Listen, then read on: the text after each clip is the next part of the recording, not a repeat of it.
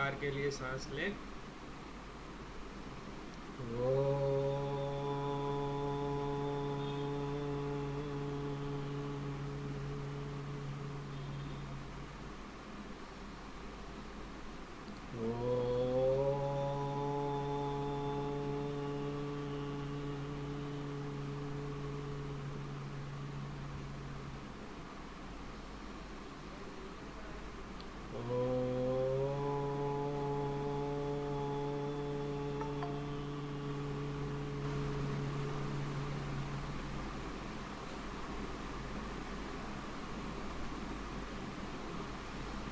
गुरुदेव का आवाहन करेंगे। गुरुर्ब्रह्मा गुरुर्विष्णु गुरुर्देवो महेश्वरः गुरुर्साक्षात् परब्रह्म तस्मै श्री गुरवे नमः। तस्मै श्री श्री गुरवे नमः। मुस्कुराते मुस्कुराते निश्चिंता के भाव के साथ धीरे धीरे आंखें खोलेंगे।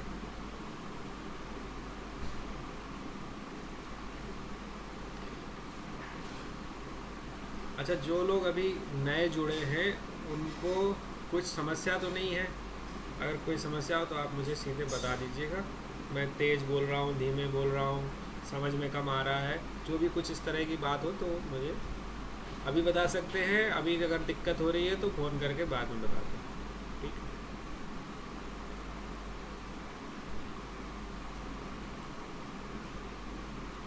आज हम लोग 9वें और 10वें अध्याय का महात्म्य पढ़ेंगे।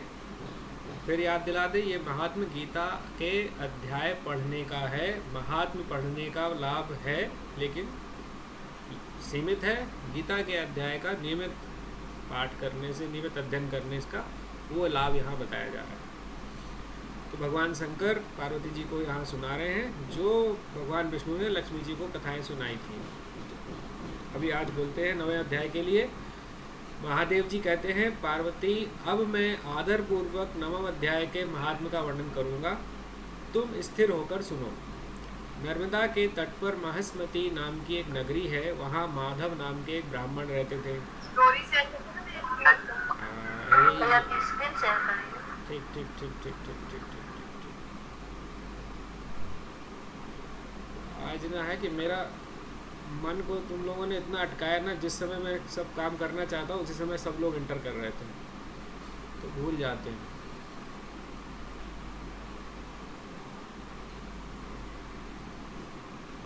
अच्छा, धन्यवाद पूजा।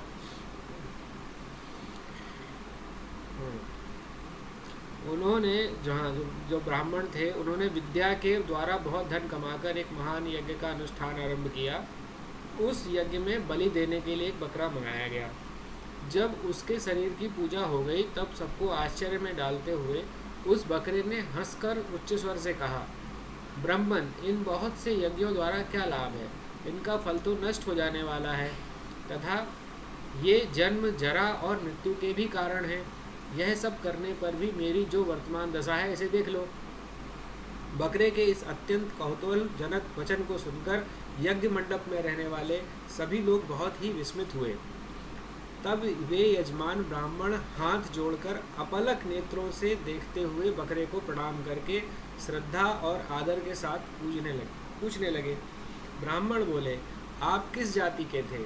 आपका स्वभाव और आचरण कैसा था तथा किस कर्म से आपको बकरे की योनि प्राप्त हुई? यह सब मुझे बताइए। बकरा बोला, ब्राह्मण, मैं पूर्व जन्म में ब्राह्मणों के अत्यंत निर्मल कुल में उत्पन्न हुआ था। समस्त यज्ञों का अनुष्ठान करने वाला और वेद विद्या में प्रवीण था। एक दिन मेरी स्त्री ने भगवती दुर्गा की भक्ति से विनम्र होकर अपने बालक के रोग की शांति के लिए बलि देने के लिए निमित्त मुझसे एक बकरा मांगा। तत्पश्चात जब चंडिका के मंदिर में वह बकरा मारा जाने लगा उस समय उसकी माता ने मुझे शाप दिया। ये माता बकरे की माता है। ओ ब्राह्मणों में नीच पापी, तू मेरे बच्चे का वध करना चाहता है, इसलिए तू भी बकरे की योनि में जन्म लेगा। द्विज श्रेष्ठ, तब कालवश मृत्यु को प्राप्त होकर मैं बकरा हुआ। यद्यपि मैं पशु योनि में पड़ा हूँ तो भी मुझे अपने पूर्व जन्मों का स्मरण बना हुआ है। ब्राह्मण, यदि आपको सुनने की उत्कंठा हो तो मैं एक और भी आश्चर्य की बात बताता हूँ। कुरुक्षेत्र नाम का एक नगर है जो मोक्ष प्रदान करने वाला है। वहाँ चंद्र शर्मा नामक एक सूर्यवंशी राजा राज्य करते थे। एक समय जबकि सूर्य ग्रहण लगा था, राजा ने बड़ी श्रद्धा के साथ काल पुरुष का दान करने की तैयारी की। उन्होंने वेद वेदांगों के पारगामी एक विद्वान ब्राह्मण को बुलवाया और पुरोहित के साथ वे तीर्थ के पावन जल से स्नान करने को चले। तीर्थ के पास पहुंचकर राजा ने स्नान किया और 2 वस्त्र धारण किए। फिर पवित्र एवं प्रसन्न चित्त होकर उन्होंने श्वेत चंदन लगाया और बगल में खड़े हुए पुरोहित का हाथ पकड़कर तत्कालोचित मनुष्यों से घिरे हुए अपने स्थान पर लौट आए। आने पर राजा ने यथोचित विधि से भक्ति पूर्वक ब्राह्मण को कालपुरुष का दान किया। तब कालपुरुष का हृदय चीरकर उसमें से एक पापात्मा चांडाल प्रकट हुआ। फिर थोड़ी देर के बाद निंदा भी चांडाली का रूप धारण करके कालपुरुष के शरीर से निकली और ब्राह्मण के पास आ गई। इस प्रकार चांडालों की वह जोड़ी आंखें लाल किए निकली और ब्राह्मण के शरीर में हठात प्रवेश करने लगी। ब्राह्मण मन ही मन गीता के 9वें अध्याय का जप करते थे और राजा चुपचाप यह सब कौतुक देखने लगे। ब्राह्मण के अंतःकरण में भगवान गोविंद शयन करते थे, वे उन्हीं का ध्यान करने लगे। ब्राह्मण ने जब गीता के 9वें अध्याय का जप करते हुए अपने आश्रयभूत भगवान का ध्यान किया, उस समय गीता के अक्षरों से प्रकट हुए विष्णु दूतों द्वारा पीड़ित होकर वे दोनों चांडाल भाग गए। उनका उद्योग निष्फल हो गया। इस प्रकार इस घटना को प्रत्यक्ष देखकर राजा के नेत्र आश्चर्य से चकित हो उठे। उन्होंने ब्राह्मण से पूछा, विप्रवर, इस भयंकर आपत्ति को आपने कैसे पार किया? आप किस मंत्र का जप तथा किस देवता का स्मरण कर रहे थे? वह पुरुष तथा स्त्री कौन थे? वे दोनों कैसे उपस्थित हुए? फिर वे शांत कैसे हो गए? यह सब मुझे बताइए। ब्राह्मण ने कहा, राजन, चांडाल का रूप धारण करके भयंकर पाप ही प्रकट हुआ था तथा वह स्त्री निंदा की साक्षात मूर्ति थी। मैं इन दोनों को ऐसा ही समझता हूँ। इस समय मैं गीता के 9वें अध्याय के मंत्रों की माला जपता था। उसी का महात्म्य है कि सारा संकट दूर हो गया। महीपते, मैं नित्य ही गीता के 9वें अध्याय का जप करता हूँ। उसी के प्रभाव से प्रतिग्रह जनित आपत्तियों के पार हो सका हूँ। यह सुनकर राजा ने उसी ब्राह्मण के से गीता के 9वें अध्याय का अभ्यास किया। फिर दोनों ही परम शांति को प्राप्त हो गए। यह कथा सुनकर ब्राह्मण ने बकरे को बंधन मुक्त कर दिया और गीता के अभ्यास से परम गति को प्राप्त किया। भगवान शिव कहते हैं, सुंदरी, अब तुम 10वें अध्याय के महात्म की परम पावन कथा सुनो, जो स्वर्ग रूपी दुर्ग में जाने के लिए सुंदर सोपान और प्रभाव की चरम सीमा है। काशीपुरी में धीर बुद्धि नाम से विख्यात एक ब्राह्मण था, जो मुझमें नंदी के समान भक्ति रखता था। वह पावन कीर्ति के अर्जन में तत्पर रहने वाला, शांत चित्त और हिंसा, कठोरता एवं दुस्साहस से दूर रहने वाला था। जितेंद्रिय होने के कारण वह निवृत्ति मार्ग में ही स्थित रहता था। उसने वेद रूपी समुद्र का पार पा लिया था। वह संपूर्ण शास्त्रों के तात्पर्य का ज्ञाता था। उसका चित्त सदा मेरे ध्यान में संलग्न रहता था। वह मन को अंतरात्मा में लगाकर सदा आत्म तत्व का साक्षात्कार किया करता था। अतः जब वह चलने लगा तो मैं प्रेमवश उसके पीछे पीछे दौड़कर उसे हाथ का सहारा देता रहता था।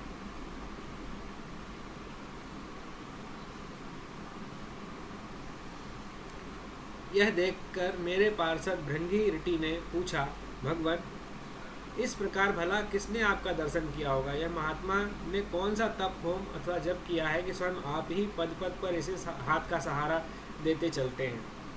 भृंगी ऋषि का यह प्रश्न सुनकर मैंने इस प्रकार उत्तर देना आरंभ किया।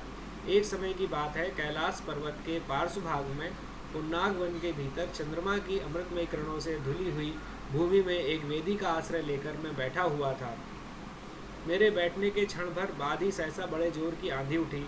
वहाँ के वृक्षों की शाखाएं नीचे ऊपर होकर आपस में टकराने लगी। कितनी ही टहनियाँ टूट टूट कर बिखर गईं। पर्वत की अविचल छाया भी हिलने लगी। उसके बाद वहाँ महान भयंकर शब्द हुआ, जिससे पर्वत की कंदनाएं प्रतिध्वनित हो उठी। तदनंतर आकाश से कोई विशाल पक्षी उतरा, जिसकी कांति काले मेघ के समान थी। वह कज्जल की राशि, अंधकार के समूह अथवा पंख कटे हुए काले पर्वत सा जान पड़ता था। पैरों से पृथ्वी का सहारा लेकर उस पक्षी ने मुझे प्रणाम किया और एक सुंदर नवीन कमल मेरे चरणों में रखकर स्पष्ट वाणी में स्तुति करनी आरंभ की। पक्षी बोला, देव आपकी जय हो। आप चिदानंदमयी सुधा के सागर तथा जगत के पालक हैं। सदा सद्भावना से युक्त एवं अनासक्ति की लहरों से उल्लसित हैं। आपके वैभव का कहीं अंत नहीं है। आपकी जय हो। अद्वैत वासना से परिपूर्ण बुद्धि के द्वारा आप त्रिविध मलों से रहित हैं। आप जितेंद्रिय भक्तों के अधीन रहते हैं तथा ध्यान में आपके स्वरूप का साक्षात्कार होता है। आप अविद्यामय उपाधि से रहित, नित्य मुक्त, निराकार, निरामय, असीम, अहंकार शून्य, आवरण रहित और निर्गुण हैं। आपके चरण कमल शरणागत भक्तों की रक्षा करने में प्रवीण हैं। अपने भयंकर ललाट रूपी महासर्प की विषज्वाला से आपने कामदेव को भस्म किया है। आपकी जय हो। आप प्रत्यक्ष आदि प्रमाणों से दूर होते हुए भी प्रामाण्य स्वरूप हैं। आपको बारंबार नमस्कार है। चैतन्य के स्वामी तथा त्रिभुवनधारी आपको प्रणाम है। मैं श्रेष्ठ योगियों द्वारा चुंबित आपके उन चरण कमलों की वंदना करता हूँ जो अपार भाव पाप के समुद्र से पार करने में अद्भुत शक्तिशाली हैं। महादेव साक्षात बृहस्पति भी आपकी स्तुति करने की धृष्टता नहीं कर सकते। सहस्र मुखों वाले नागराज शेष भी इतनी चातुरी नहीं कि वे आपके गुणों का वर्णन कर सकें। फिर मेरे जैसे छोटी बुद्धि वाले पक्षी की विषादी क्या। इस पक्षी के द्वारा किए गए इस स्तोत्र को सुनकर मैंने उससे पूछा, विहंगम, तुम कौन हो और कहाँ से आए हो? तुम्हारी आकृति तो हंस जैसी है मगर रंग कौवे का मिला है। तुम जिस प्रयोजन को लेकर यहाँ आए हो उसे बताओ। पक्षी बोला, देवेश, मुझे ब्रह्मा जी का हंस जानिए। धूर्जटे, जिस कर्म से मेरे शरीर में इस समय कालिमा आ गई है उसे सुनिए। प्रभु, यद्यपि आप सर्वज्ञ हैं अतः आपसे कोई भी बात छिपी नहीं है, तथापि यदि आप पूछते हैं तो बतलाता हूँ। सौराष्ट्र नगर के पास एक सुंदर सरोवर है जिसमें कमल लहलाते थे।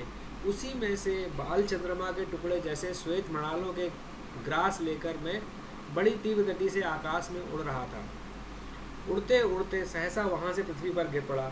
जब होश में आया और अपने गिरने का कोई कारण न देख सका तो मन ही मन सोचने लगा, अहो, यह मुझ पर क्या आ पड़ा।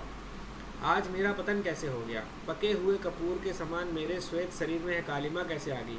इस प्रकार विस्मित होकर मैं अभी विचार ही कर रहा था कि उस पोखरे के कमल में से मुझे ऐसी वाणी सुनाई दी, हंस उठो, मैं तुम्हारे गिरने और काले होने का कारण बताती हूँ। तब मैं उठकर सरोवर के बीच में गया और वहाँ 5 कमलों में से युक्त एक सुंदर कमलनी को देखा। उसको प्रणाम करके मैंने प्रदक्षिणा की और अपने पतन का सारा कारण पूछा। कमलनी बोली, कल हंस, तुम आकाश मार्ग से मुझे लांग कर गए हो। उसी पातक के परिणाम स्वरूप तुम्हें पृथ्वी पर गिरना पड़ा तथा उसी कारण तुम्हारे शरीर में कालिमा दिखाई देती है।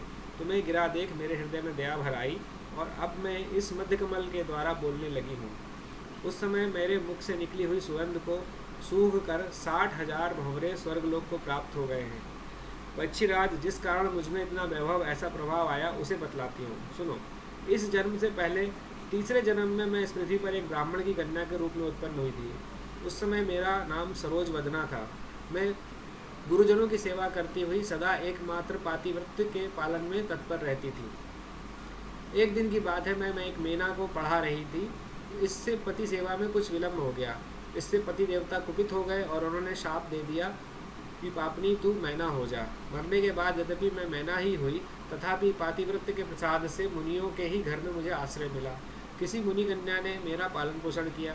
मैं जिनके घर में थी वे ब्राह्मण प्रतिदिन प्रातःकाल विभूति योग नाम से प्रसिद्ध गीता के 10वें अध्याय का पाठ करते थे और मैं उस पापहारी अध्याय को सुना करती थी।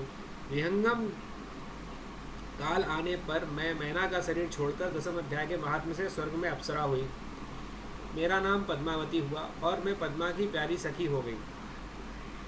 एक दिन मैं विमान से आकाश में विचर रही थी। उस समय सुंदर कमलों से सुशोभित इस रमणीय सरोवर पर मेरी दृष्टि पड़ी और इसमें उतरकर ज्यों ही मैंने जल क्रीड़ा आरंभ की त्यों ही दुर्वासा मुनि आ धमके। उन्होंने वस्त्रहीन अवस्था में मुझे देख लिया। उनके भय से मैंने स्वयं ही एक कमलनी का रूप धारण कर लिया। मेरे दोनों पैर तो कमल हुए, दोनों हाथ भी 2 कमल हो गए। शेष अंगों के साथ मेरा मुख भी एक कमल हुआ। इस प्रकार मैं 5 कमलों से मुक्त हुई। मुनिवर दुर्वासा ने मुझे देखा, उनके नेत्र क्रोधाग्नि से जल रहे थे। वे बोले, पापरी, तू इसी रूप में 100 वर्षों तक पड़ी रहे। यह साप देकर वे क्षण भर में अंतर्ध्यान हो गए।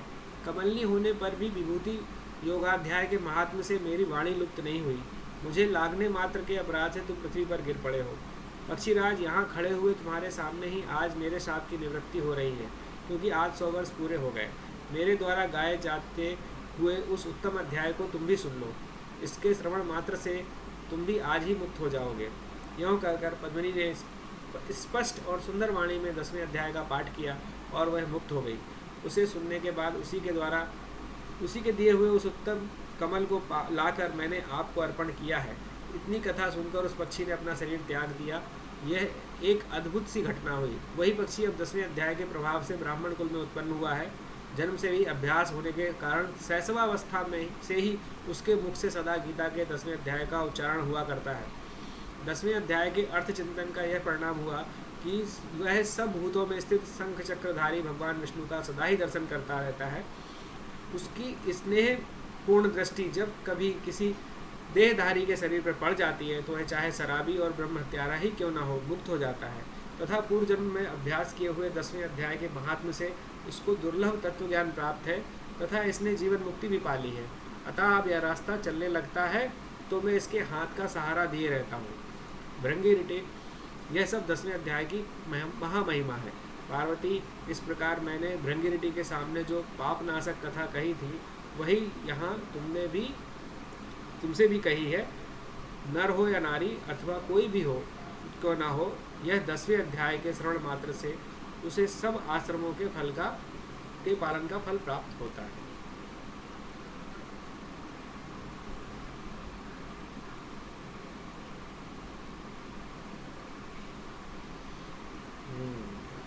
लंबी लंबी स्टोरी थी आज। किसी को कुछ याद रहा? दूसरी कहानी सुनी, पहली भूल गए।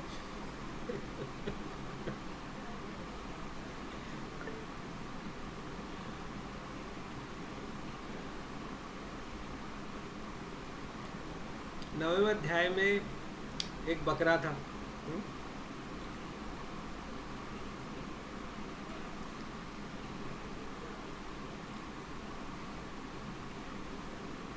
और 10वें अध्याय में एक हंस और एक मैना। आज की दोनों कहानियों में है कि एक कोई भी जीव हो उसके ऊपर जो ये गीता के अध्याय हैं इनके मंत्रों का प्रभाव होगा।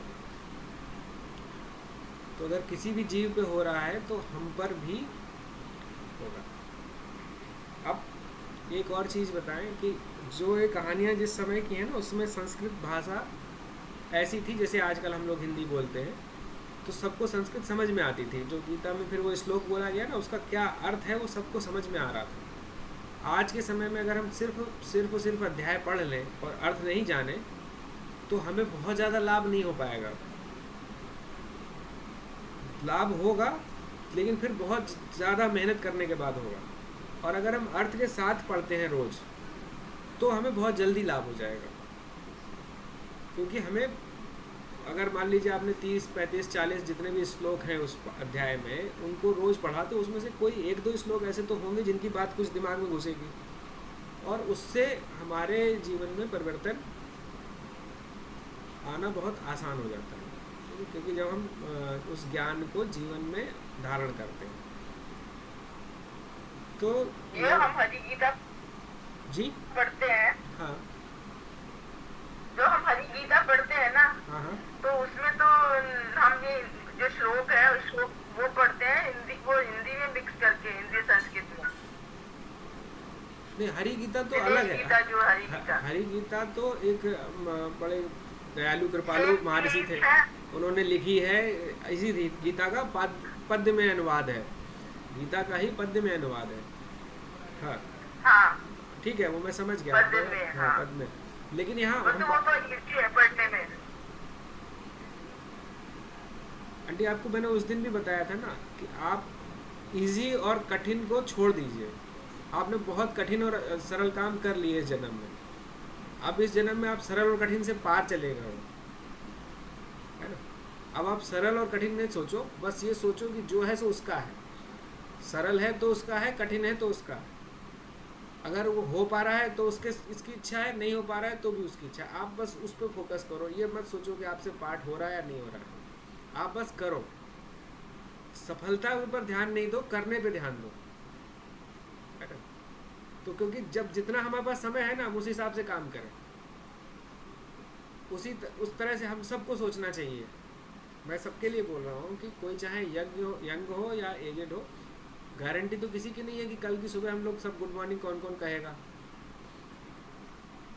तो उस भाव से रखें कि हमें टारगेट क्या करना है। आप हरी गीता पढ़ रहे हो, बहुत अच्छी बात, आप हरी गीता पढ़ो, लेकिन उसको रेगुलर पढ़ते रहो।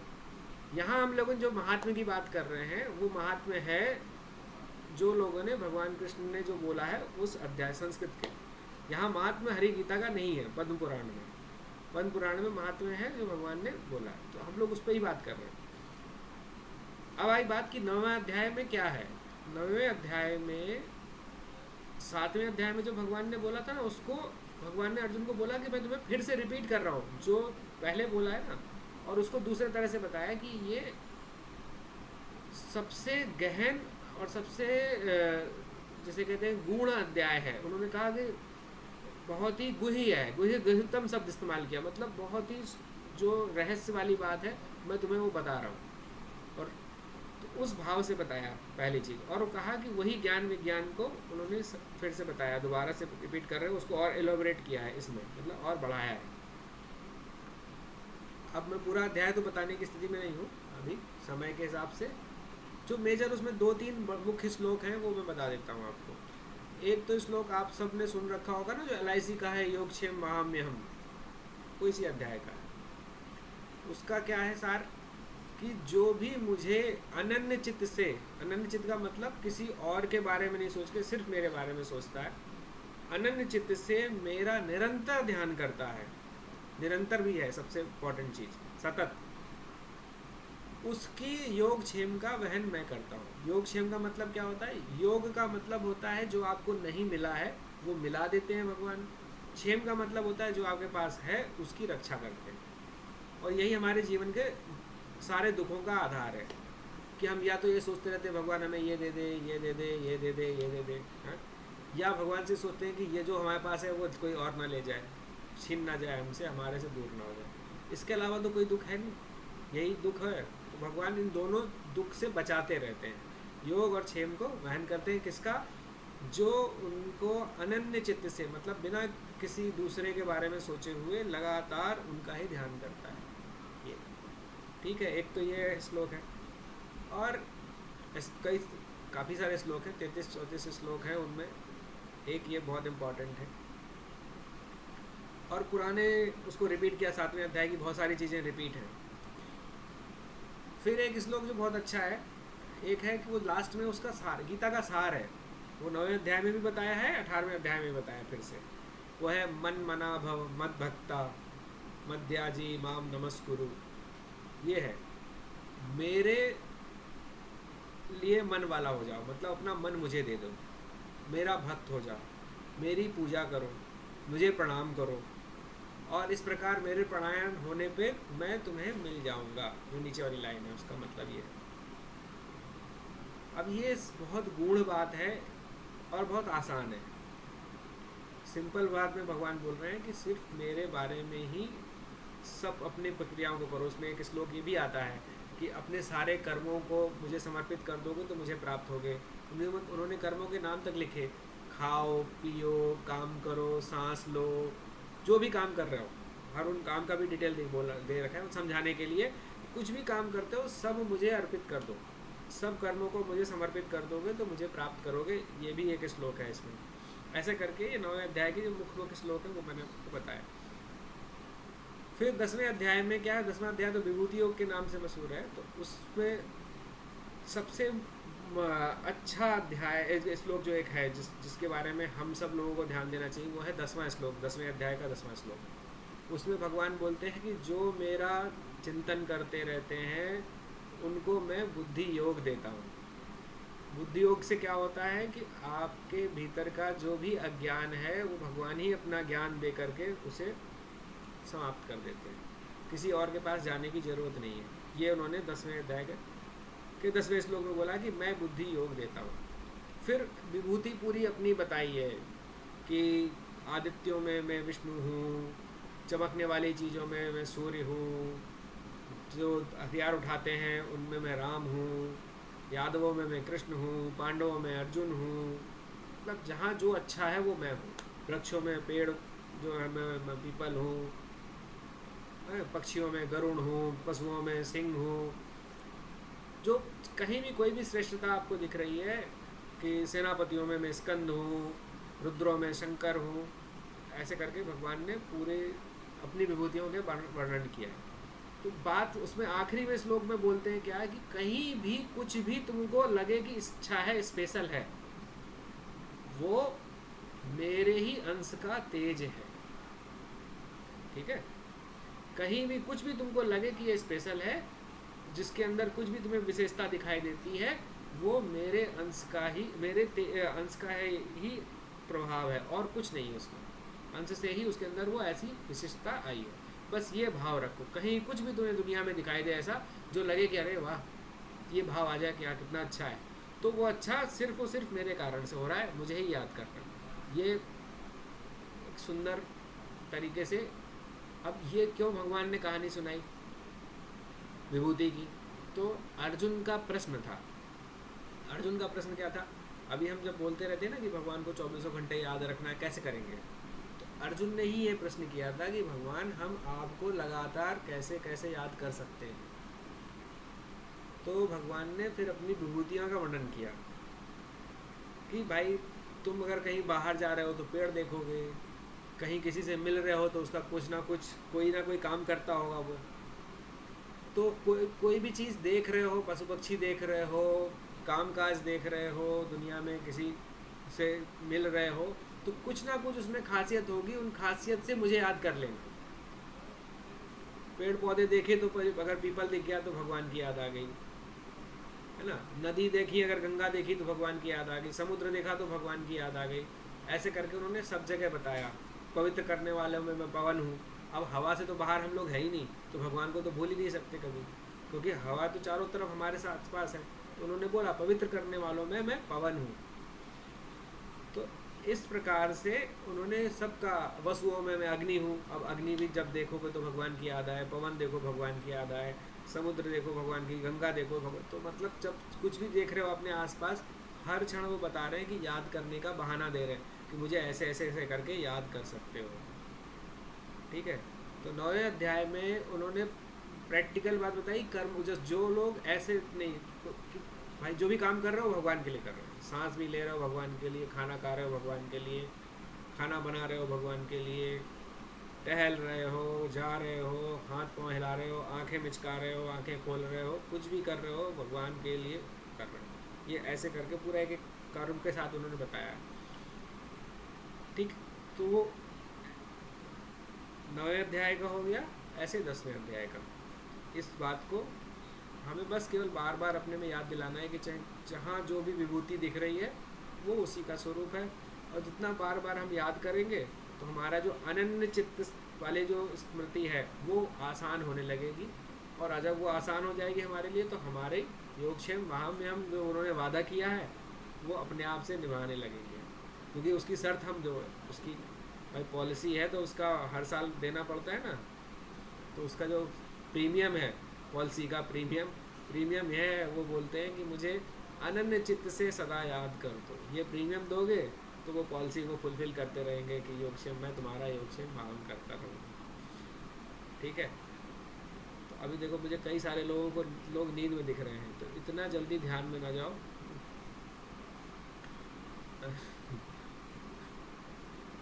अभी ध्यान करने की स्थिति तो बची नहीं है, टाइम नहीं बचा। कोई प्रश्न बचा है मन में? जो कहानी पढ़ी, जो हमने बातचीत करी, उससे कुछ कोई मन में सवाल उठाओ हो किसी के? मैं सिर्फ ये पूछता हूँ कि सुन कौन रहा था?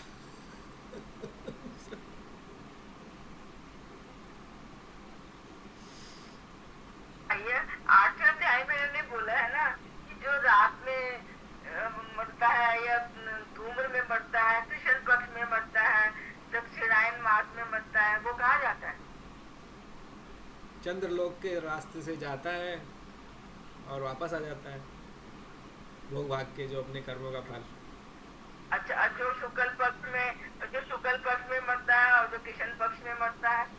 ठीक है, तो ये जो रहस्य है ना, इस रहस्य को सीधे तरीके से नहीं समझ में आएगा। ये इसमें क्या बता रहे हैं भगवान, जिनको जाना है वो जा सकते हैं, ठीक है, क्योंकि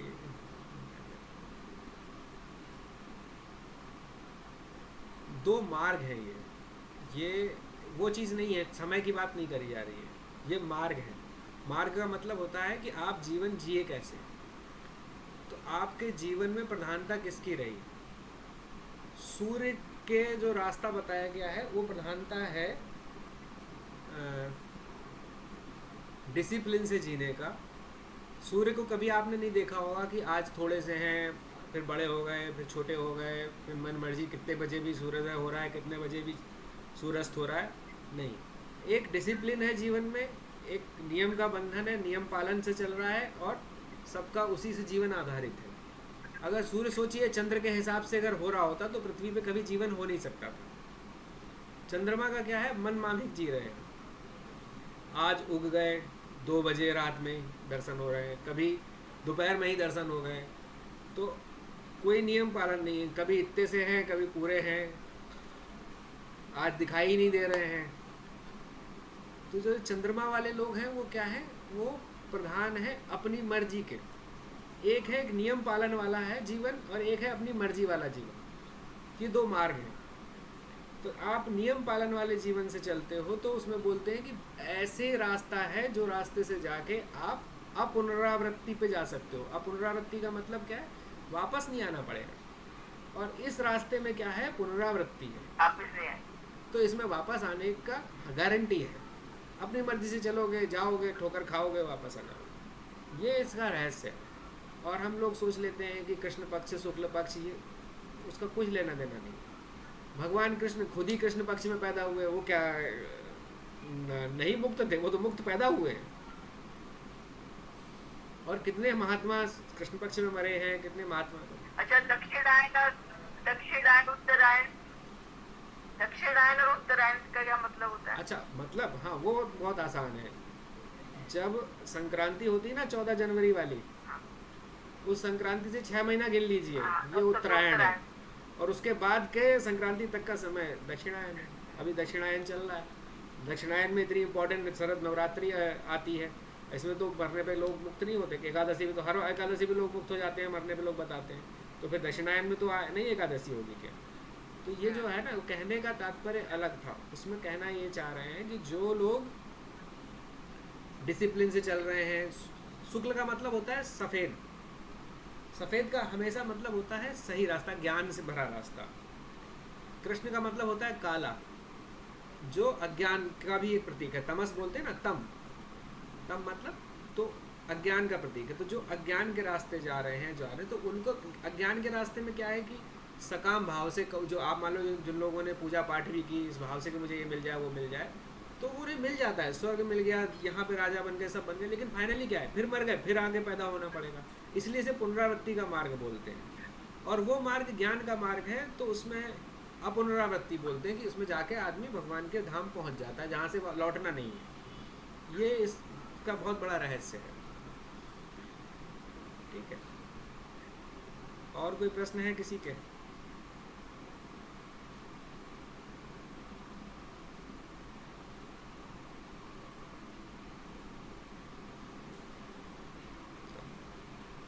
सारिका, कुछ मन में सवाल नहीं उठ रहे तुम्हारे? तुम तो अभी नए हो।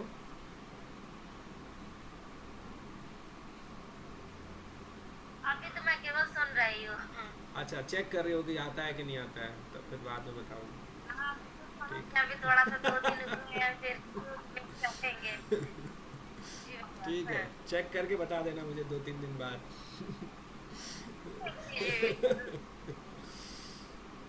चलो फिर, है ना? और कोई सवाल नहीं है तो थोड़ी देर भगवान का नाम लेके कल मिलते हैं। जी जी। कल आप 11वां अध्याय पढ़ेंगे, वो तो बहुत लंबा है।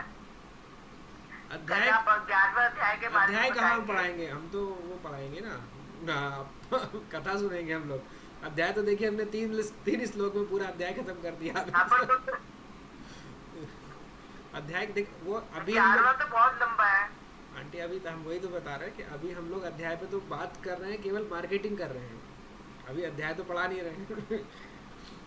अभी तो अभी मार्केटिंग करनी है मुझे, केवल कि पढ़िए, उससे फायदा होगा। आपको पढ़ना है, आप जितनी देर में अभी पढ़ो। महात्म सुना रहे हैं। हाँ अभी तो हम महात्म सुना रहे हैं बस। ठीक है, तो एडवर्टाइजमेंट चल रहा है, एडवर्टाइजमेंट में चिंता नहीं करो, लंबा एडवर्टाइजमेंट नहीं है, आधे घंटे में वो भी खत्म। चलिए आराम से बैठ जाते हैं।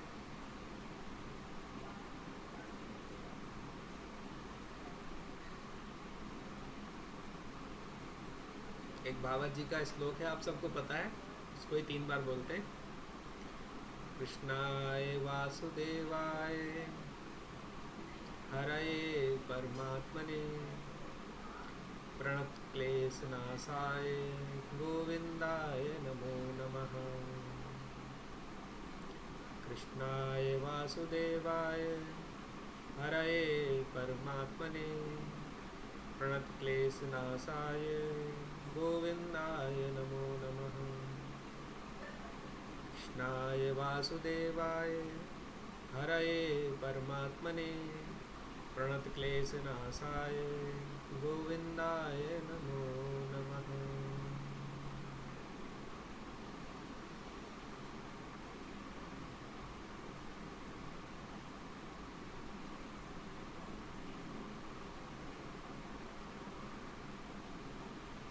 आज के महात्मा का पाठ और जो भी थोड़ी बहुत गीता पे हमने चर्चा की, उसका जो भी फल है सब हम अपने पितरों को समर्पित कर रहे हैं, भगवान के चरणों में समर्पित कर रहे हैं, वो उनको उन तक पहुँचाएँ। और ये भाव करें कि आपके पितर बहुत प्रसन्न हैं, आपको आशीर्वाद दे रहे हैं।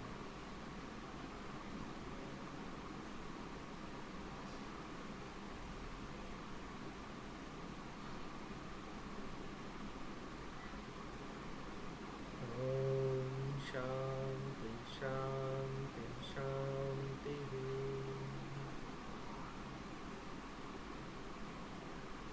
और मुस्कुराते मुस्कुराते आंखें खोलें।